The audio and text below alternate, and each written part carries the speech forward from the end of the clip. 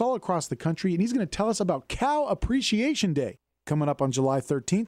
Also, our own Larry Lipson, the Costa Rican wine correspondent, with his wine report straight from Costa Rica. All this and more coming up on the next exciting episode of the What's Cooking Show. Be sure to check it out at crntalk.com for listings and showtimes, and eat well, everybody.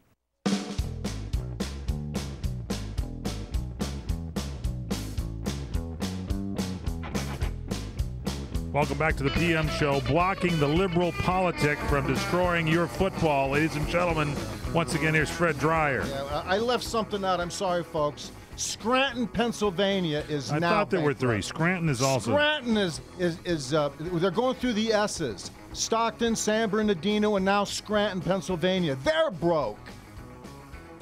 Can you imagine someone in San Bernardino saying to themselves, hey, honey, let's load up the station wagon and let's get back to Scranton where my parents are? Well, they can't do that. They're bankrupt also. Yeah, exactly. God, the liberals have just destroyed everything they touch. If anybody, I don't care if you're a placenta, you should be able to see for yourself what the model of destruction is. I mean, how stupid do we have to be not to understand, to put two and two together and understand, hey, guess what? It comes out 4 every time I do it, Mom. Every time. You know, I can go 1 and 3 is 4. I can go 2 and 2 is 4. I can go 3 and 1 is 4. And 0 and 4 is 4. You know, I got so many ways to come up with 4, Mom. You know, good, darling. It's just unbelievable to me that the conversation, the narrative in America is so hard to wrestle away from liberals. How come Romney and all of these people are having a tough time wrestling away the narrative from liberals? Why can't they get people to say, oh, of course you can't vote for this guy again? It's clear you can't vote for Barack Obama again. It's clear that once you get into office, you've got to wipe out every vestige, every element of liberalism, the cobwebs that are clogging the system. You've got to get rid of these people altogether. And to not to do so is an abject failure. Now, in the American Thinker, there is a article by Darren Jonescu, Jonescu, The Gathering Storm Within the GOP. And folks, he hits it, he articulates it. Look it up. It's there. You'll read it for yourself. Don't take my word for it. I'm just steering you towards it. It was very, very impressive to me and had a great impact because I've been saying this now for a good 10 years of my life. That's 1/6 of my life. I believe everything that he is telling me. I believe it and I see it. You know why I believe it? I see it and I know it to be self-evident. I can think for myself. That's the blessing. That's the great gift that my parents gave to me and to my brother. We both can think for ourselves. We know where they hide the rabbits, you know, in the trick, you know.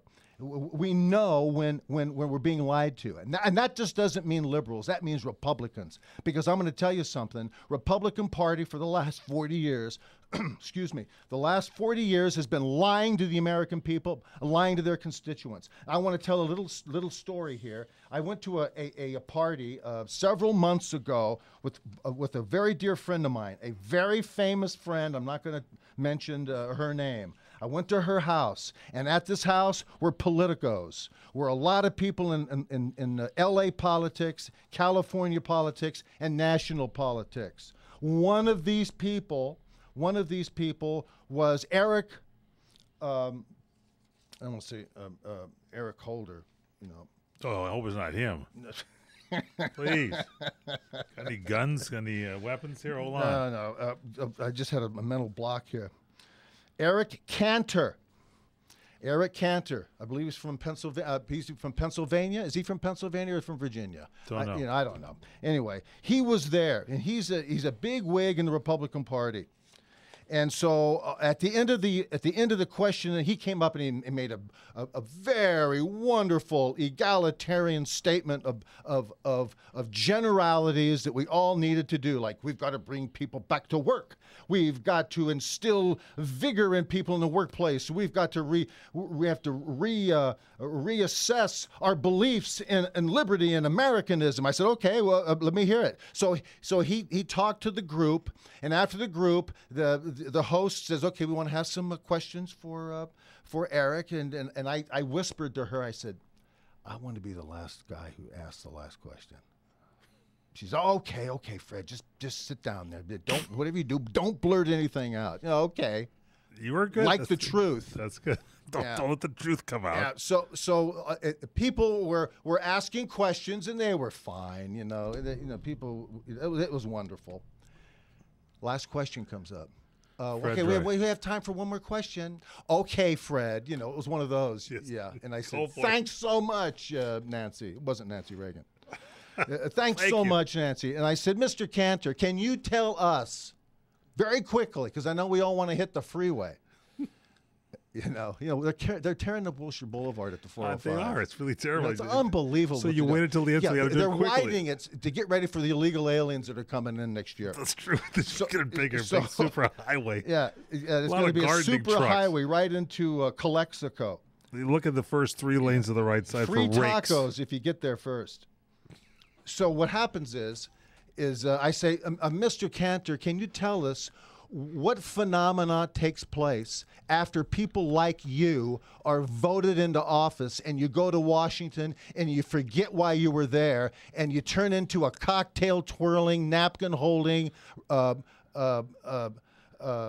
politician instead of being an individual conservative, a constitutional, Republican, loving, constitutional conservative that goes there and fights for us and fights to uphold the Constitution. Can you tell me what happens to people when they go to Washington?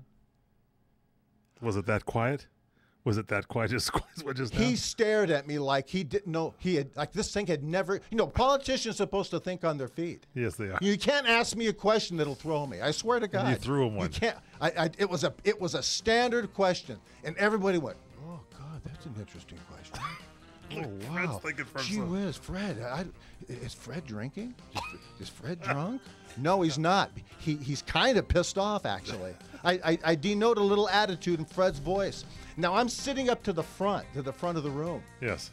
And Eric Cantor stares at me, and he turns away from me and starts to mumble stuff. And Get says, my well, car keys. We're all working together. He just deflected the thing. I stood up while he was still talking. It was very disrespectful, but my mom would have approved. I stood up. I said, that's it. Case closed. That's it. There's your Republican Party. Now, what happened is I turn on my web page, and what do I get? The American Thinker. And I get the gathering storm is coming, folks. We'll be right back. At some auto shops, it can feel like you're dealing with a bunch of who are just out to